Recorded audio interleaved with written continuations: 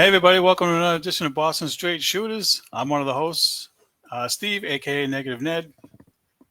Frank, hopefully will be joining us momentarily. He's running a little behind. So as usual, I'll do my best to hold the fort down while we wait for him to join us. This is the show where we talk about Boston sports. We talk about the Celtics, the Bruins, the Patriots, and the Red Sox. Get you caught up on all the goings on of the past week. And to kick off this week's show, I think we're going to start with the Bruins, who have finally hired a new head coach, and it's not who I really wanted. So expect Negative Ned to be in rare form here while we dissect this latest hire by the Bruins. Just bear with me here while I post a link so you guys can join the show. And hopefully we'll get some feedback and some thoughts from everybody on what they think. I will at some point we'll do a poll question on people's thoughts, what they think about the hire, and let's get ready to dive into this. Excuse me. The Bruins named Marco Sturm as the head coach. He is the, I want to say 30th head coach in Bruins history. I'm not surprised, just disappointed. He is not the guy that I wanted, as I mentioned. The guy I really wanted last week. I mentioned the guy I really wanted was Mitch Love from the Washington Capitals, the assistant there.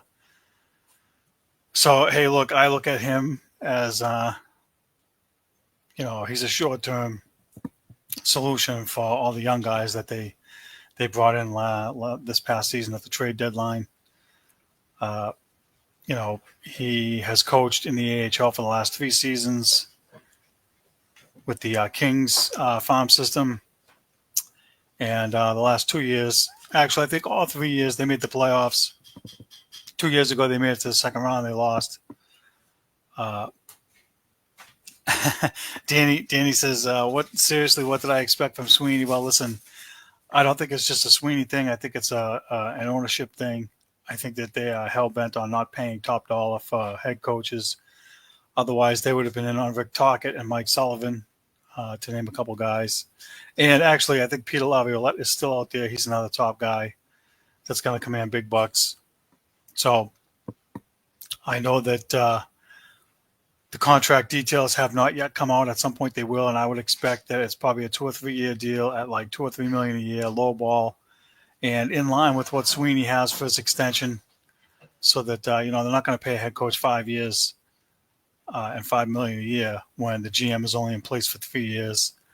And with the young guys that they have, I kind of look at Marco Sturm as the ML Carr of the Bruins. He's just there being the cheerleader and waving his towel around, rallying everybody while they develop some young guys for the next year or two.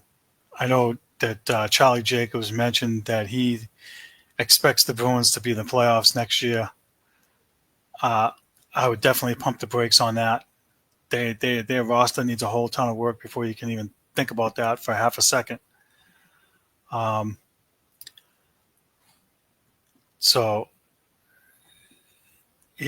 was afraid of being fired after a year by Sweeney. Again, not a surprise, because I think that Don Sweeney's definitely on the hot seat. They sold the owner a bill of goods and said, hey, this is what it's going to take. We need to fire sale some of these guys off. And I totally agreed with the fire sale. I have no problem with it. They did not have enough young talent in the pipeline. And so I think he did that. It's just a matter of now, with whatever cap space they have left, 24 million, 28 million, whatever that number is, it's on him to find at least one top 6 forward and maybe another defenseman. They gotta fill some holes. They have to re-sign Morgan Geekie. Um, you know, I think he's a restricted free agent. So they need to make him an offer before some other teams like overbid and price the Bruins out. Again, as I mentioned before, I think, 4 or 5 years and $5 million a year is probably decent. If you start talking 8, 9 a year for 5 years, then that's too much. You can't do it. He's not that type of player yet. He's had one good year. He scored 30 goals. But, I heard something on sports radio earlier about Marco Stern about how, he communicates with the young players and he gets along with them. And, they do need a guy that's like that to help develop these guys and get everybody rowing in the same direction in the boat. Because, as much as maybe you would want Peter Laviolette or, John Tortorella, those kind of guys, if they're too strict and too stern, the young kids now, they're too fragile and they'll run upstairs to the GM and complain, just like they did with Bruce Cassidy near the end. Jake DeBrus, he's yelling at me. He's too mean. They can't get that kind of a guy now as a head coach. So, look, I wish him luck. You don't know what he can do until he actually gets in the seat and does it. I think for him, he's looking at this as a stepping stone. He'll put this on his resume, regardless of how it turns out, and or they won't perform well. Well, more likely they're not going to perform well. It's a rebuild, so you have to take with a grain of salt what we're looking at and what they're going to be. Now, are they going to be in the bottom 5 again? I would hope not. I would hope that we would see some improvement from the end of the season, this past season when Joe Sacco was in charge. And, it's difficult. I think it's difficult to expect all the new faces coming in and have, at the trade deadline, have, 15 or 20 games left or whatever they had with Sacco in charge and try to get a lot out of a whole bunch of new guys while they're struggling. So now you have new coach, new voice. You get a whole training camp with these guys. And, with the draft coming up, and I mentioned this before, Don Sweeney's phone should be on fire. I think that he should be looking at making whatever possible trades in the draft now. Tim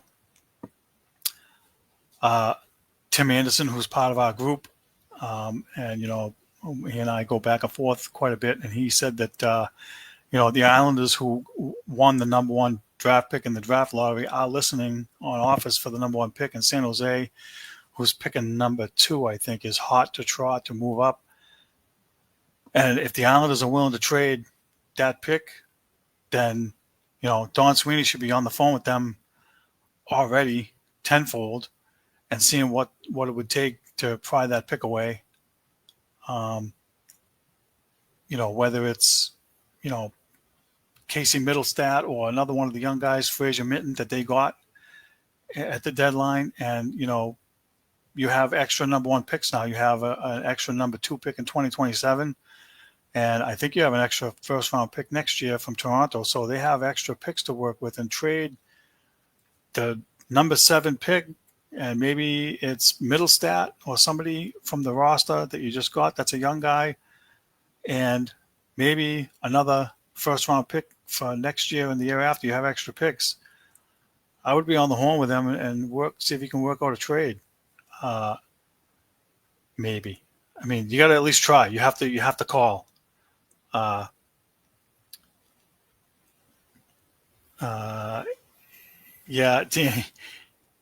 Sweeney has to be careful. Look what happened in 2015. Look, 2015, that was a complete bleep show. They totally effed that all up. When you look at the numbers of players after Connor McDavid that got picked that went on to become, 30-goal scorers and whatnot, and we got 3 first-round picks, and the only one that actually came out half decent is Jake DeBrusque. who, turned into a 25, 30 goal scorer. But, that's not where they were picking 13, 14, and 15. They bypassed some other guys that went lower that they could have got. And I don't have those particulars in front of me off the top of my head, but they definitely botched it. And, they have number 7 pick. So they should be trying to trade up, in my opinion, to get one of the top forward young guys that's coming out in this draft. Because I think at number 7, they're not going to get somebody that could play for them right away, or, they're going to have to wait 3 years for whoever it is that they get at number 7 and hope that person, whoever it is, can make an impact on the team. So they definitely cannot afford to miss, for sure, at number 7 this year, or whatever. They have to hit. So, there's still obviously a lot of time left. The draft is at the end of the month. Free agency starts on July 1st. Yeah, Jake the Bust. The guy was just too streaky.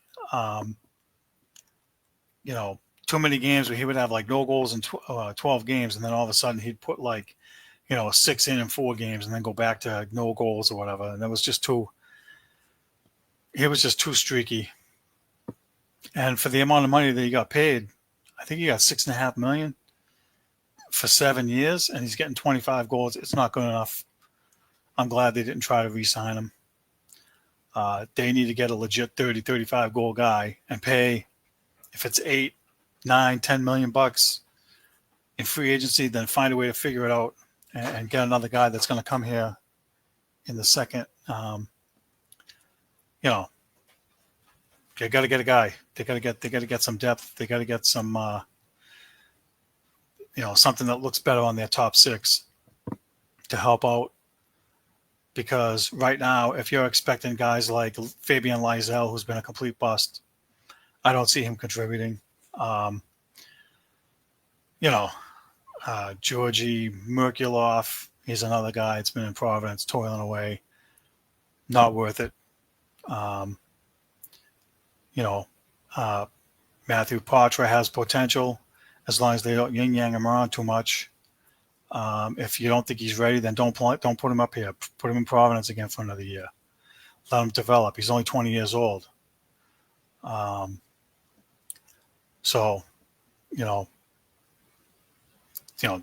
owner is expecting playoffs. I don't know if he's going to give Don Sweeney 2 years to try and rectify this. That's really what he needs now. Expecting the playoffs in this coming season, I think is too much. I don't think it's going to work yet. And, look what happened to the Patriots. It's been a rebuild for this is 3 years in a row now. Actually, probably 4. So the rebuild takes a while. It's not just plug and play. It's not, flip a switch when you don't have talent. So people are going to have to be patient. People are going to have to realize what they're going to be this year. The only good news, if there is any, hopefully, if Swayman's not traded, then what he did in the World Cup, World Championship thing there that they just had, where he went 7-0 with a 1.69. Hopefully that's a stepping stone for him to rebound, because they're going to need him. They're going to need him to play 55 games or whatever it is and keep them in the majority of those games. And he can't have outings where he's giving up 5-6 goals a night like this year, because that's not going to work. It's definitely not going to. It's not going to be good enough. Also they have 2 goalies in Providence, and I think those guys are either free agents or restricted free agents. Either bring them up or get something for them. Try to make something work there, and build the depth. So, best of luck to Marco Sturm. He's going to need it. And I want to bring this up, and part of the reason that I did not want him is that the Bruins have a habit of hiring ex-Bruins as their head coach. And I went back and did a little research, and since 1980,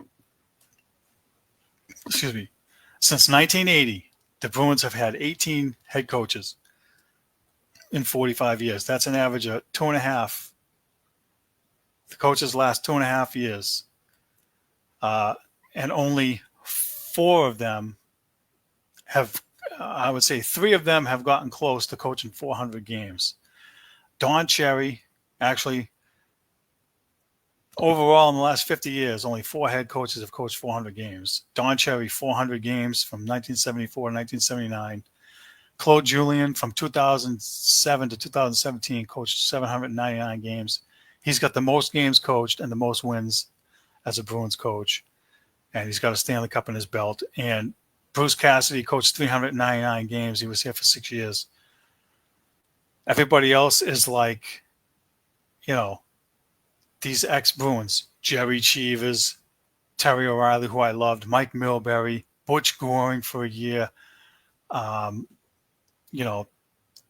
list goes on and on of these guys that they brought back. Mike Sullivan was the coach in Providence before he got the head coaching gig here. Rick Bowness was the head coach of the Maine Mariners for a year before he took over as the Bruins head coach. They've had a number of those kind of guys. So 12 of the 18 guys that they've hired in the last 45 years are ex-Bruins players or head coaches in their minor league system. So it's kind of why I didn't want Marco Sturm. He's another former Bruin. That's why I wanted somebody outside the box. But, knowing that they're being cheap and knowing that they're rebuilding and knowing that, they're not going to really wave the white flag, but that's kind of what it's going to look like. Steve Casper, yep, he was there. He sucked too for a year or 2 or 2 years, whatever. He was there. He was one of them. They had just too many.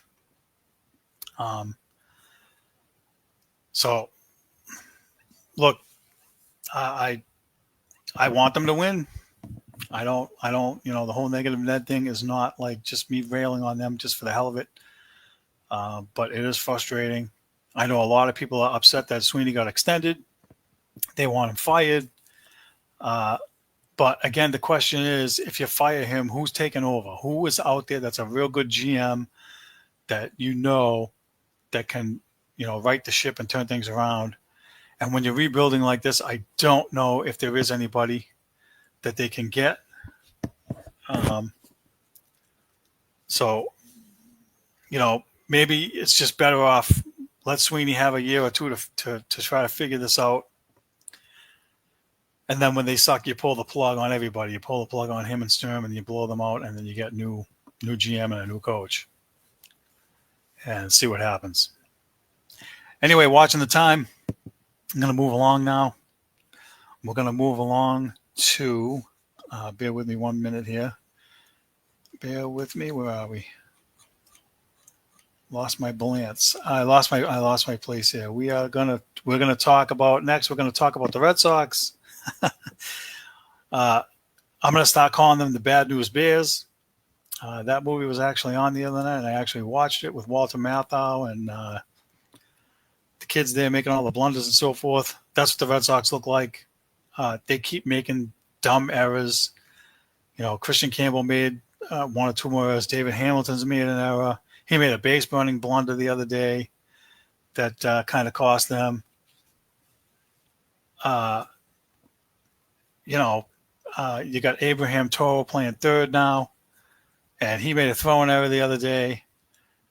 You got Romy Gonzalez playing first. I think he made an error. I mean, they're leading the league in errors with like 53 or 54 now. It really looks like Bad News Bears. They're making 2-3 errors a game, and it's not getting any better. And, people are starting to get on Alex Cora because it's not getting any better. And I don't really know how much of the blame is his. This is frustrating. So I'm going to read some comments I found about Alex Cora, and then I'm going to try and dissect it a little bit because I really don't think he's the root cause.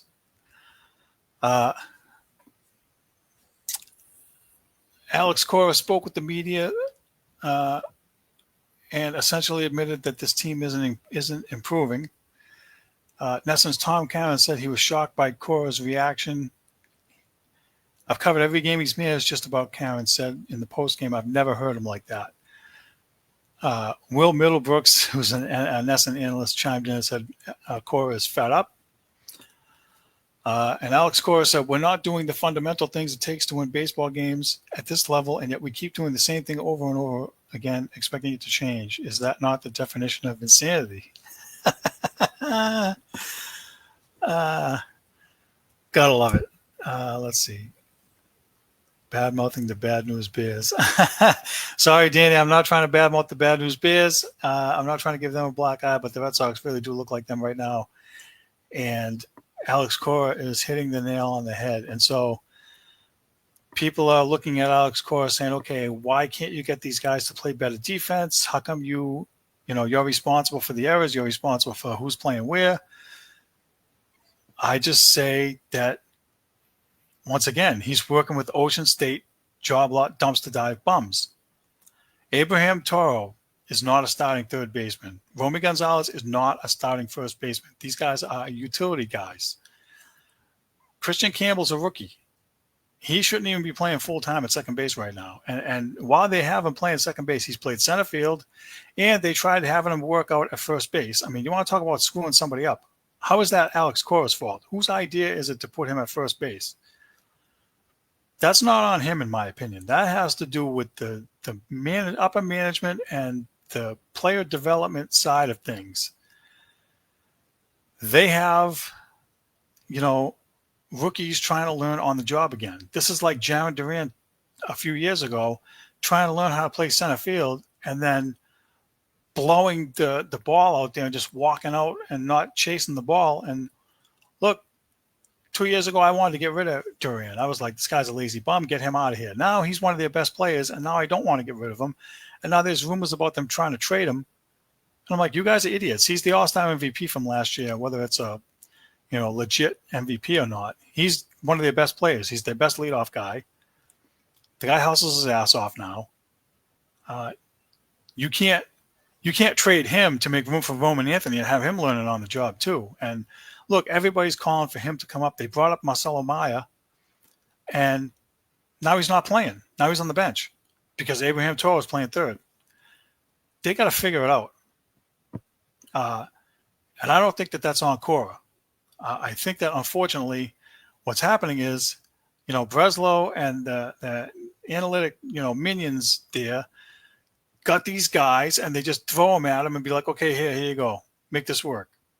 And I don't think that that's a strong suit for Cora or most managers that are trying to build. So what happened is there's a few teams that catch lightning in a bottle with the young guys, right? Atlanta a few years ago had like 3 or 4 young guys. The Orioles last year with the young guys caught lightning in a bottle, finished in first or second place, made the playoffs. This year they suck because the young guys you don't flip a switch like that. And the pitchers and whatnot, they figure you out, and you have to adjust. And these guys are not adjusting because they're not being taught to adjust. They're being taught to hit fly balls, launch angle. They're not doing the fundamentals. They're not moving runners along because it's not the way they teach it. There's a pitch on the outer half of the plate. Go the other way. Use the opposite field. Oh, that's not how we teach it. Young guy, probably Christian Campbell. We covered this, went to Jim Rice and said, hey, can you give me some pointers, blah, blah, blah. And Jim Rice started telling him some stuff. And then the stupid analytic dude came over and was like, oh, that's not how we teach it here. It's like, who the hell are you? You never picked up a bat? You don't know what it's like? And you're telling Jim Rice, we don't need you? Are you stupid? I blame Breslow more because, look, there's some selfishness going on with Rafael Devers, right? He's being stubborn, and he's not willing to play third now or first or whatever. But part of that is how you build the roster. Why don't they have a legit backup for a first base? Why don't they have a legit second baseman yet? right? Why don't they have a legit third baseman? You know, you want to talk about royally screwing this whole thing all up. I mean, if they would have done it the way I thought it was going to work and the way I wanted it, what I said originally is you would have Devers at third, Story at short, Bregman at second, and you'd have Casas at first, and he goes down, and now you got Romy Gonzalez and Toro, both in that spot. So you're not killing, you're not crippling the whole infield by putting Toro at third and Gonzalez at first and Campbell at second. You got three out of four guys that are a liability. They're deficient. So how do you fix it? Devers at third, live with the errors. He only made 12 last year. That's an improvement. Bregman at second, shores it up. You don't have Campbell playing there, rookie, and force him on the job training. He should be in AAA now then. You know, they rushed him up here, you know, so that the goofs upstairs could pat themselves on the back like a bunch of idiots. You know, I'm frustrated with them. Alex Cora can only do so much, and I'm sorry. There are certain managers that need veteran guys in order to have success. They don't develop well with the young guys. Doc Rivers was one of those guys for the Celtics, not to cross sports, but when they had the Richard Jeffersons and the young guys coming up, they sucked, and he didn't deal with it well. And then they got Kevin Garnett and Ray Allen, and they had more veterans and better pieces, and they won the championship. Alex Cora in 2018, they had a championship caliber team. And again, he was able to press all the right buttons and make it work. And now you're giving them these bums, and you got these analytic idiots, and they're giving them the facts and the numbers and the stats and all this. And it's like, okay, well, when there's a righty at the plate, you can't have, a lefty face him. You got to bring in some guy from the pen, or you can't use your ace reliever more than one inning for whatever the reason. And freaking Zach Kelly has to come in and blows the effing game again at the end. Why is that a-hole still here? I'm so sick of this. That's not on Alex Cora. Alex Cora calls up Worcester. Okay, who do you got? Well, we got Zach Kelly and, Joe Schmo. Fine, give me Zach Kelly then, because at least I know him. And I know he's going to suck and he's going to blow the game. But that's what it is. And if I was Alex Cora, I'd be pointing the finger upstairs and be like, well, and I think I said this last week, this is what you guys want. I'm just going to zip it, wave the white flag, and this is what you guys want me to do, how you guys want me to manage, and use all these numbers and analytics and all this crap and give me Ocean State job lot bums. This is the results you're going to get, and you got to live with it. I'd do the same thing. I would do the exact same thing as him. This new wave of analytic nonsense, and it's across football and basketball too, with the threes. They got this stuff that says, in football, when it's 4th down and 2, you're supposed to go for it. Doesn't take into account the score of the game, the time that's left, where you are, field position, who's got the momentum. There's no feel. It's just like, here's what the numbers say. Go do that. And then Dan Campbell did it against San Francisco 2 years ago in the championship game. In the NFC championship game, what happened? They ended up losing because he didn't put the points on the board. Dumb. And you got a double-edged sword. You got managers and coaches that know what they should do. And if I was them, I would be like, F you guys, I'm doing this. And if you guys want to fight about it after the game, after we win, fine. Because that's how it's going to go. You're going to end up winning games, but not the way that they want you to win them. And then they're going to be upset. Well, why did you do this? Why did you do that? You weren't supposed to use this. You were supposed to use these numbers we gave you. Take those numbers, shine them up real nice, turn them sideways, and stick them straight up your candy ass, because you know what? They don't work. They don't work because they don't take into account the intangibles. They don't take into account the eyeball test. When the manager brings in a reliever and, he's not throwing strikes, he's throwing a bunch of balls. And even if the numbers are good for the guys that are coming up, the pitcher has the edge numbers-wise. If he's not on that night and the manager can sense it, he's supposed to be able to use his gut and his eyeballs and say, all right, this guy doesn't have it tonight. I'm taking him out and putting somebody else in. No. Not allowed.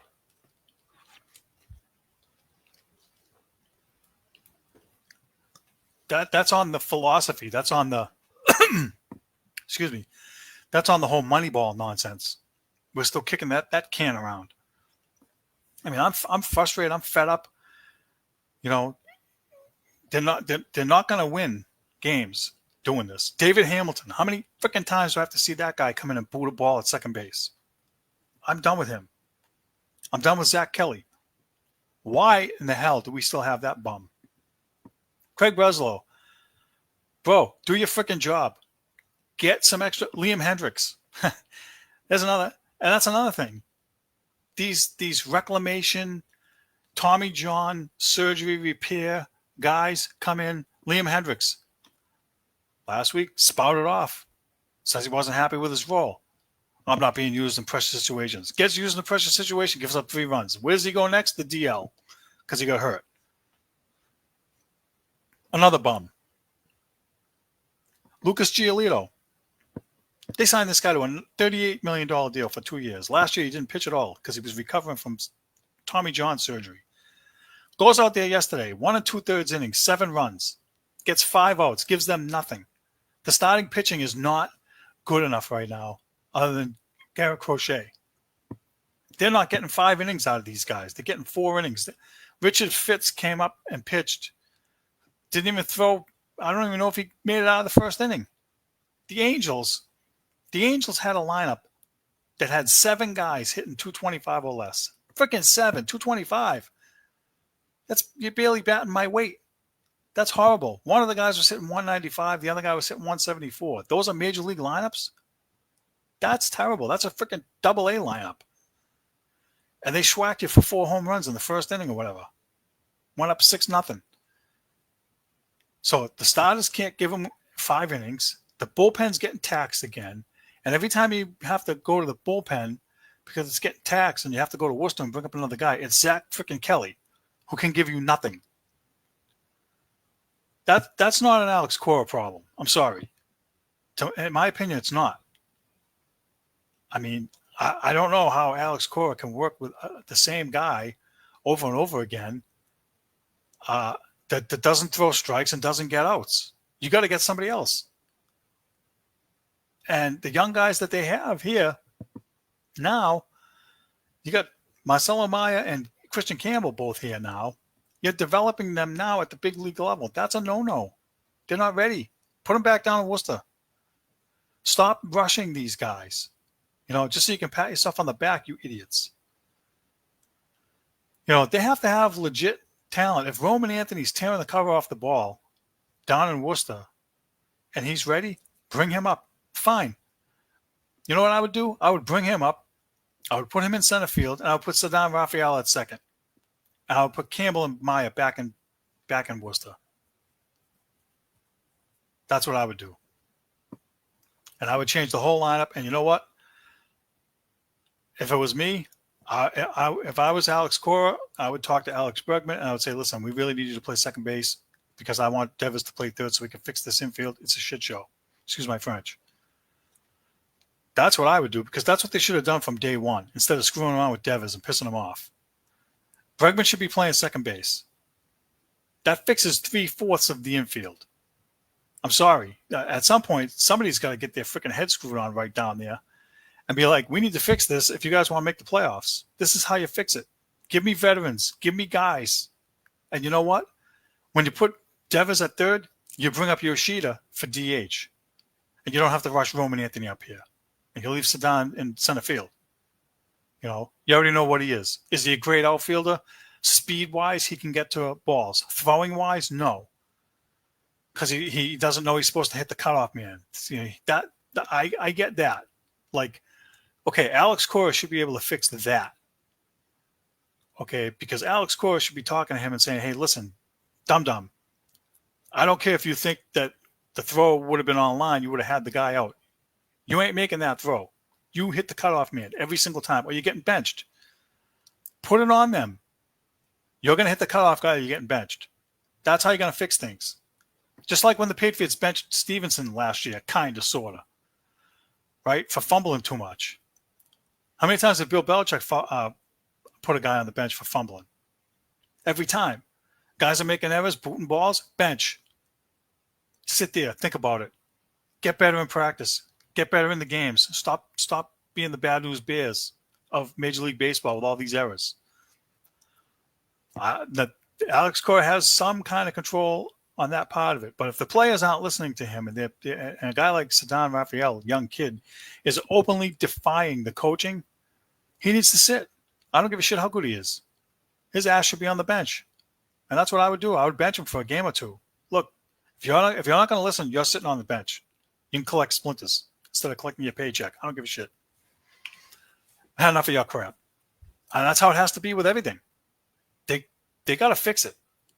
You know, if the manager is saying the definition of insanity is doing the same thing over and over again, and it's not getting through to anybody, and it's not getting through to upstairs, I expect 4th or 5th place, last place again this year.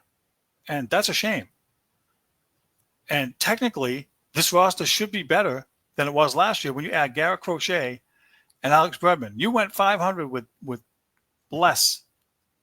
And now you have those two guys, and we can't get 500.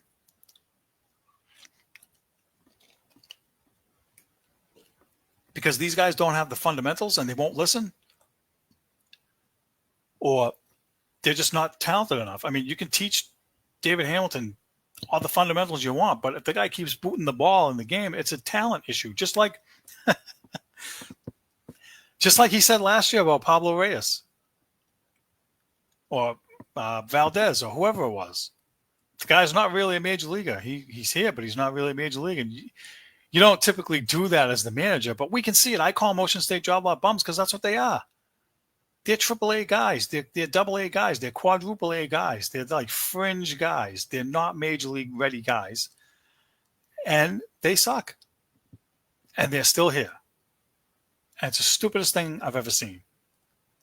You know, player development belongs in AAA, not at the major league level. You can't have 4, 5, 6 young guys on a major league roster and try to think that all those guys are going to learn how to win at the same time. You know, when the Red Sox brought up Dustin Pedroia, you know, back in the early 2000s, he was like the only young guy in the lineup. Struggled the first month, hit like 150 or whatever, but was playing solid defense at second base. And they were able to integrate him, you know, because all the rest of the spots were all filled with veterans. That's what this team needs. And I don't mean just veterans. I've been hopping on this for weeks. Why isn't Anthony Rizzo? Why isn't he in the Red Sox uniform? Why aren't they calling him? I told you, at least the guy has a freaking glove. First base, shore up the defense. You know, can he hit 220? Because you already got guys. You already got Christian Campbell sitting 220.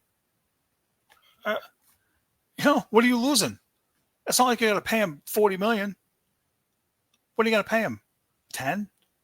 It's not that much. I still don't understand that. So I'm equally frustrated as Cora. And for the people that are calling for him to be fired and he's not into it anymore. And listen, he might be just fed up. I agree. I agree. I agree with, Will, whatever the hell his name is there. Will Middlebrooks. Listen, he's pissed off. He's frustrated. He's fed up. I don't blame him. You know, this is the difference between like filet mignon and like scraps. They keep giving him the scraps and expecting him to turn it into filet mignon. It doesn't work that way. Scraps is scraps. You can turn filet mignon into scraps, right, and grind it up. But the other way, it doesn't work the other way around. No, these diamond in the rough guys they think they're finding. No. You're not doing it right. They're not doing it right. And I'm going to rail on something else too. This might be a separate rant. I'm only going to hop on this for 2 seconds, right?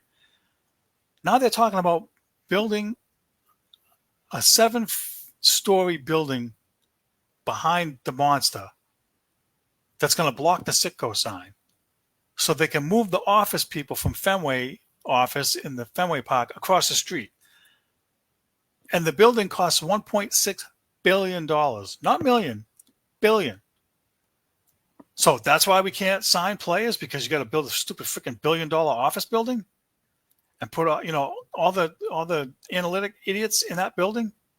What, the office is too small? You have 300 of those guys. It's now you need what, 3,000 across the street?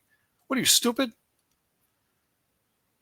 This should really go sideways up the fans' rear ends here. I mean, but people have to stop going. You want to send a message to ownership that you're not going to tolerate this crap. Don't go to the ballpark. Don't pay money to sit there and watch them. I refuse. I'm not watching a 4th place team or a last place team. I'm not paying, $400 or $500 to go sit there and watch that clown show. I'm not doing that. And now you're going to move the stupid thing across the street? Yeah, I know. The analytic guys work from home. Maybe they don't want them to work from home. Maybe they want them to work in the office, but it's too crowded already, so they have to make new space across the street and open up 3,000 offices so they can hire more of them. They're dumb. That's stupid. No wonder why he doesn't want to go over the luxury tax or spend money on players. You got to build a freaking building. And you know what they're going to do, I'll bet you? They're going to take all that office space and they'll make more club seats out of them so they can make more money. Jerks. I mean, this is infuriating, really. I mean, this is just stupid. We're running the team like we're the freaking Tampa Bay Rays, the Florida Marlins, Colorado Rockies, Pittsburgh Pirates. I mean, if you're going to run the team that way, just say that's how we're running the team. But they're trying to spin it like they're doing something, and they ain't doing squat. So I don't see it getting better. They need to find another legit bullpen guy now, today. They can't wait.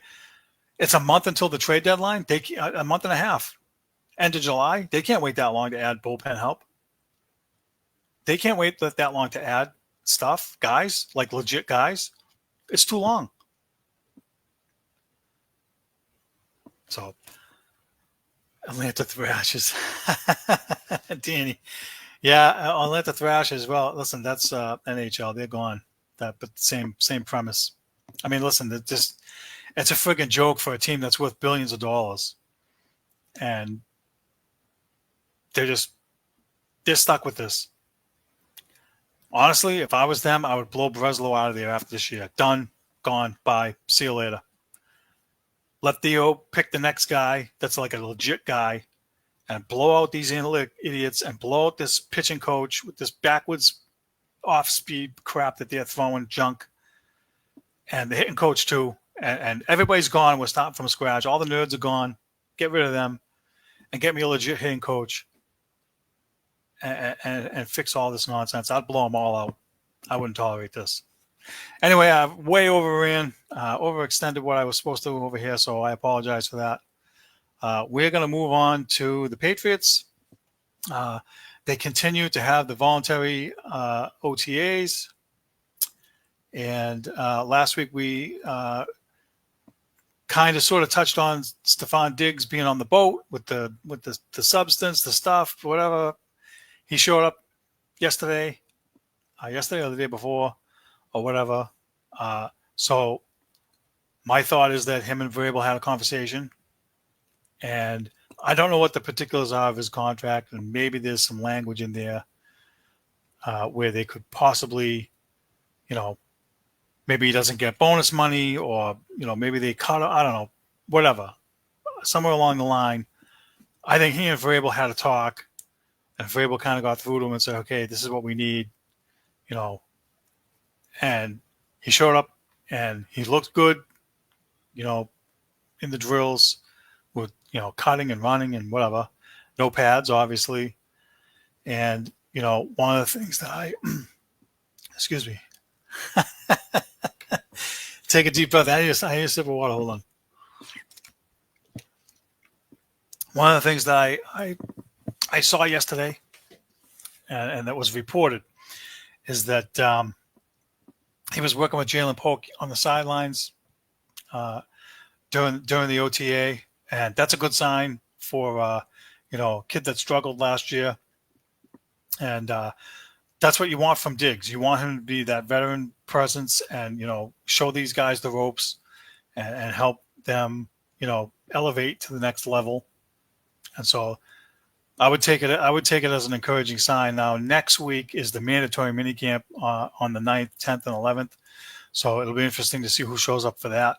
I know that I can't think of his name. The cornerback they signed for big bucks, he's on vacation like in the Caribbean somewhere. So people are hopping on him like, oh, you invested? But listen, it's a voluntary workout. Okay? Nobody knows how long in advance he had that trip planned.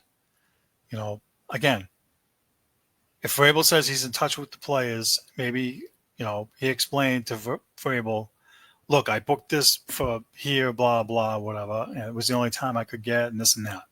It's a voluntary workout. I'm not upset about it at all, but sports radio guys are losing their minds. Oh my God, he's not here. Shut up. If he shows up next week, I'll be happy with that. Right? That's when he needs to show up, when it's mandatory. When it's voluntary, I'm not going to lose sleep over it. We also had Will Campbell signed his rookie deal, 4 years. I think it was $43.5 million or something like that, with like 28 guaranteed. That's a good sign. It looks like he's been playing left. He's going to stay at left tackle. He should. The whole thing with these idiots trying to tell him that they're going to move him into guard and this and that. No, I don't want City So out there again. I don't want, the garbage they had out there last year. You can't do that. You got this guy for a reason. Let him play. He's going to get beat. That's the way it is. He's a rookie. He's got to learn. I hope he doesn't, but he's gonna. I mean, that's just the way it is. He's not going to be perfect. But if he's 3/4 better than what we had last year, that's a freaking huge improvement, and I would take that in a second. We also had, Drake May showing some improvement as we go along. I think, the first few practices he struggled, but yesterday I think he was like 14 of 18 or something like that. Good numbers. And listen, no pads, but when they're doing the drills, if they're repeating some of the stuff, is he learning from them? Is he making the same mistakes? Is he adjusting? Is he making the difference and making the plays? I would take that as a little bit of an encouragement. Listen, it's another new system. However easy or complicated it is because it's Josh McDaniels, yet to be seen. But everything you got to take with a grain of salt. You really don't see anything until they actually start the real training camp, when they put the pads on and they do the scrimmages with the other teams like they did Philadelphia last year. I forget who they're doing this year, but when they start doing that stuff, then you can look at his numbers and be like, oh, he threw 4 picks and it's the intra squad with Minnesota, whatever. Then it's like, okay, last year, got sacked 14 out of 15 dropbacks. Like, that kind of stuff. I expect that to be improved. So that's when you can really critique some of the stuff. I mean, right now, they're just running around with no pads. And, it's fine. It's a good sign that a lot of them are there working together. And that's how you build. That's how you build the trust with everybody. That's how you build the relationships with the guys you're going to play with. So, there's a long way to go. Long way to go. Another sign, that's Efton Chisholm III, wide receiver, undrafted wide receiver they signed, is really looking good. It looks like he might stick, and I hope he does. Excuse me. Oof. They need a guy to return punts and kickoffs and be an occasional slot guy, and add another sure-handed dimension that they haven't had since Julian Edelman left, or Jacoby Myers. Those guys left. So hopefully that will continue. We also had David Andrews retired after 10 years with the Patriots. Unfortunately, he had a shoulder injury last year that shelved him for most of the year. And unfortunately, they cut him. And, he didn't want to play anywhere else. So he did the retirement thing here. And, kudos to him. He was, great while he was here. And, you can't say anything bad about him. He really did a good job. And I think it's unfortunate that he's not here this year to help the young guys along. Sometimes that's a head scratcher for me, but, maybe part of that is money. How much was he going to make? And, was his shoulder completely healed? If his shoulder wasn't completely healed, it's like, okay, well, how long do we have to wait for you to join us? Is it going to be setbacks? Maybe that's part of it too. And we're not privy to that yet. So I'm sure that they factor that stuff in. So best of luck to David Andrews in his retirement. And, thank you for being a great Patriot for 10 years. All right, I'm going to switch gears. Watching the time, we're almost out of time here. I'm going to switch to the Celtics quickly. Again, I wish Frank was here because, I could use the help. Let's put it that way. But there's a lot of rumors going around now about, who's going to be removed from the roster so they can get under the salary cap apron things so they don't get the luxury tax stuff. And all the particulars and the second apron and all this other nonsense. So, the ones I've heard two Jaylen Brown rumors. One is Jaylen Brown to Milwaukee for Giannis Antetokounmpo. Most people probably don't like that move because Giannis is older. I think he's 30 or 31. And, it's a time where, as a big man, he could be injury prone. But to me, they're all injury prone. They run, they jump. Look at Brown last year with the ligament issue he had in his knee or whatever, and still played through it. Tatum tears his Achilles heel. I mean, the injuries just happened. There's nothing you can do about it. Kristaps Porzingis, another guy, hurt a lot. I don't really know how I feel about that. I mean, let me get to this other rumor while we're talking about it, and then I'll circle back, right? There's another potential trade with the Spurs involving the number 2 pick and young players like Devin Vassell and Keldon Johnson and future draft picks. So if you're going to trade Jaylen Brown, that's kind of a haul. If the Spurs were willing to do it. And that's what it would take is you got to get like up in the top 5 in the draft and get a good young guy in return if you're going to trade Jaylen Brown. Now, let me say this. I don't want to trade Jaylen Brown just for the sake of trading him. And like the sports radio guys, trying to run him out of town.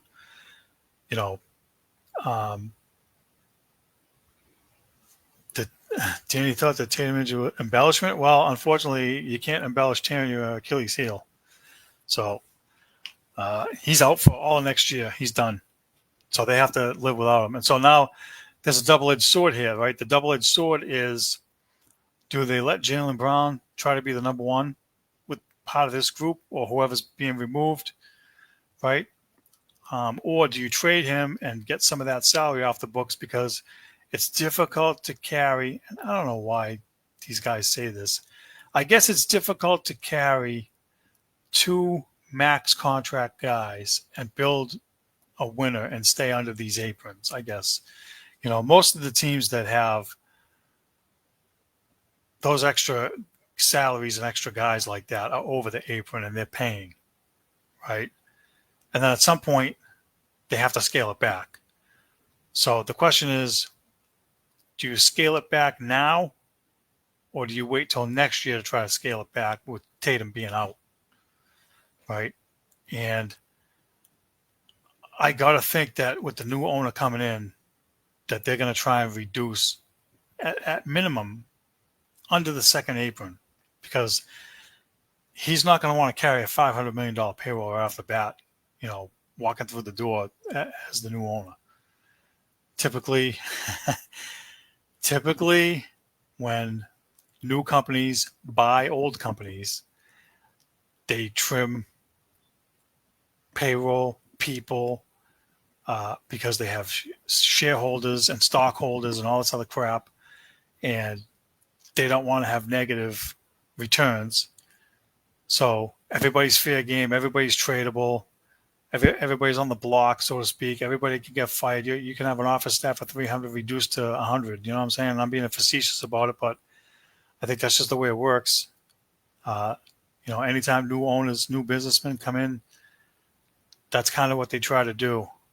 And in this case, I don't see this guy trying to keep a $500 million payroll. There was some other talk I heard yesterday on sports radio about, Sam Hauser being one of the first guys to go because, his contract's only like $10 million. It'll be easy to let him go. And you already have Shireman, who you drafted last year, as the replacement, so to speak. He's a shooting guy, just like Hauser. So, I like Hauser, but it's not going to be a great loss if they got rid of him and traded him. You obviously planned. Unlike the Red Sox, they actually planned for okay, there's going to come a day we have to get rid of Sam Hauser. Here's his replacement. Right?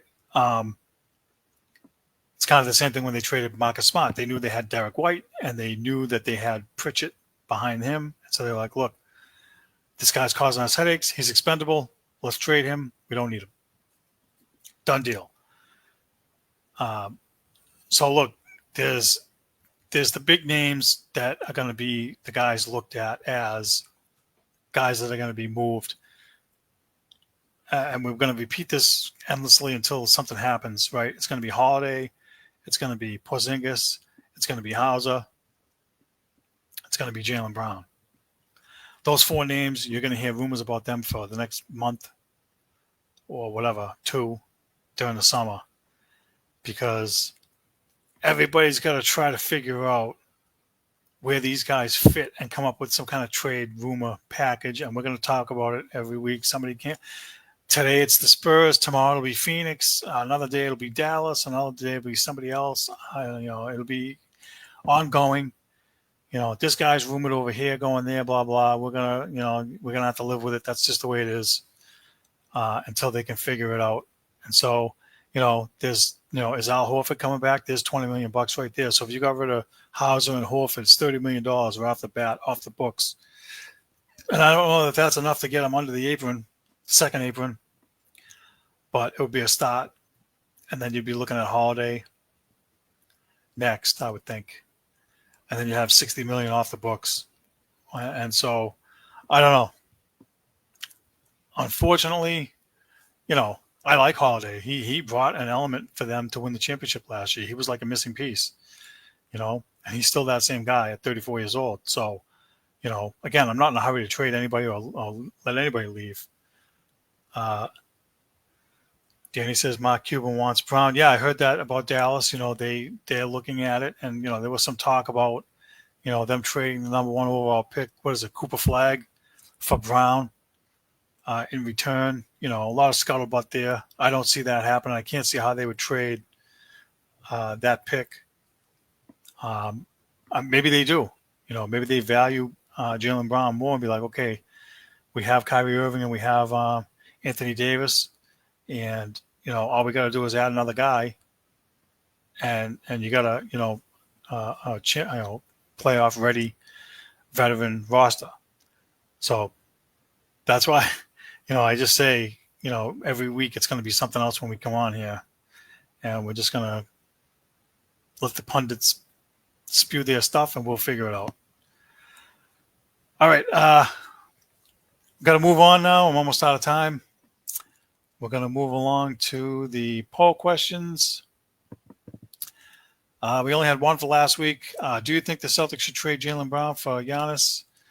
We had 33% yes and 67% no. So looks like the majority says keep Jaylen Brown and don't trade for him. I think they wouldn't trade him because that means they have to change their philosophy from shooting threes all the time, and they're going to be forced to go inside to him more. And I don't know how that would work with Jason Tatum when he comes back next year. Can those two guys coexist? There's only one basketball, and Giannis is going to want the ball down low mostly, and Tatum's going to want to shoot threes. So I don't know how that's going to work, but the Joe Mazzulla philosophy kind of puts the kibosh on it. And actually, I blame, again, the upstairs because they're behind part of that. They're behind part of that nonsense. Anyway, let's move on. Predictions from last week.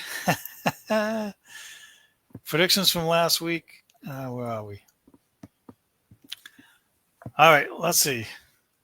Negative Ned in rare form with the predictions. Last week I said Trevor Story was going to get benched for a game or two. Wrong. It didn't happen. They can't afford to bench him. The other guys are struggling too much. They don't have the luxury of sitting him. If you had Devers at third and Bregman at second and a half decent first baseman, you could sit him for a game or two, and you could put Marcelo Mayer there or Rafaela for a game or two and let him take a breather. But now you can't. You're relying on him as your best defensive infielder. So that's not going to happen.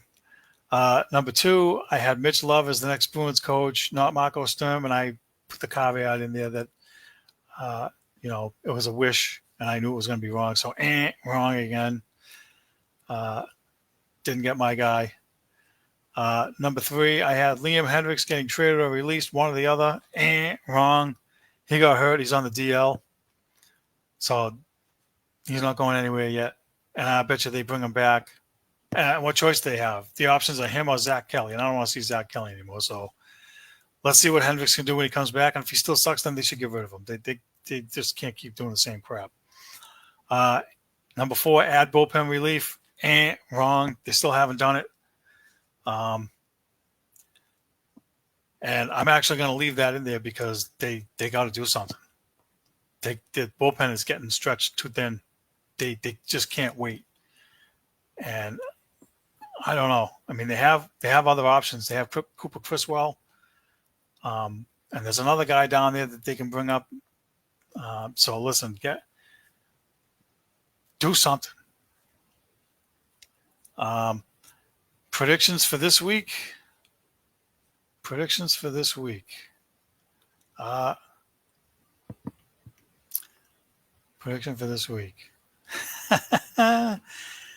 Let's see. Let's see if we can let's see. This will be outlandish because they make too many errors. The Red Sox will make less errors per game this week than they have in any week this year. They'll make like 3 errors for the week instead of like 1 a game. So instead of like 5 to 7 errors, they'll make like 2 or 3. Defense will get shored up somehow. Even though they're playing the Yankees and they're going to get stomped. There's one. And number 2 is I think Christian Campbell's going back to Worcester, whether he likes it or not. That probably needs to happen because he's just not doing enough. Not only is he struggling in the field, now he's struggling at the plate too and making it worse. I just don't think he's ready, so I think he's going back to Worcester. And I think one more bad start from Lucas Giolito, and he's getting DFA'd. I'm going to throw that out there too. One more of these 1 2/3 innings, 2 innings pitched, whatever, starts and 7 runs, gone, bye. See you later. You can get a scarecrow to do a bad job, as far as I'm concerned. Anyway, that's all the time we have. That's it for the show. Thank you all for tuning in. Thank you for voting in the polls. Thanks for the commentary. Thank you, Danny, for the commentary. Be sure to catch us on YouTube, and we'll see you all next week. Thank you.